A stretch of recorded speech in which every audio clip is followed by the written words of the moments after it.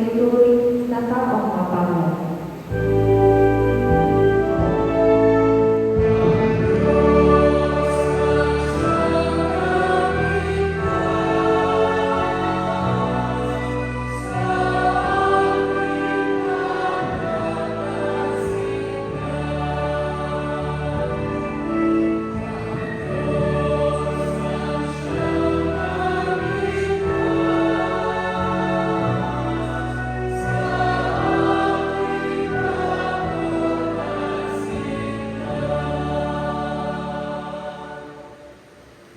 Pagbasa mula sa ikalawang sulat ni Apostol San Pablo kay Timoteo.